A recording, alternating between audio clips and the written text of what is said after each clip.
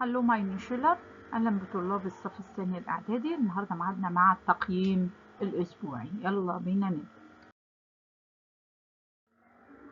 النهارده اول سؤال في التقييم وهو السؤال الاول والاخير. السؤال عباره عن تكست، فطبعا بيقول لي ليس دين تكست، اقرا القطعه. طبعا بنقرا القطعه كويس قوي وبعد كده نبدا نحل الاسئله ونحلها في شكل اجابات كامله.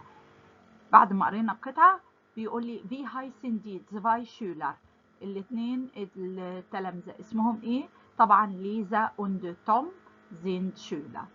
welche Fächer انهي مواد دراسية haben ليزا und توم؟ عندهم ايه المواد الدراسية؟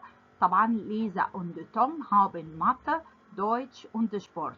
السؤال الثالث was hat ليزا in der Tasche؟ ليزا مع عندها ايه او معاها ايه في الشنطة؟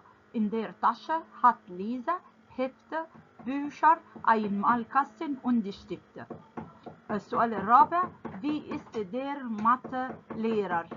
كيف يكون المدرس؟ هنا طبعا السؤال على الصفة. الصفة بتاعته ايه؟ مدرس الرياضة. der Mathe-Lehrer ist nett، بيكون لطيف.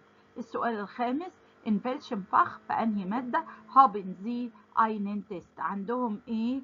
ايه المادة اللي عندهم فيها امتحان؟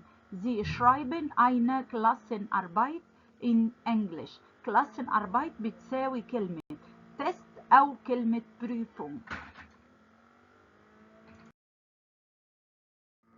Tschüss.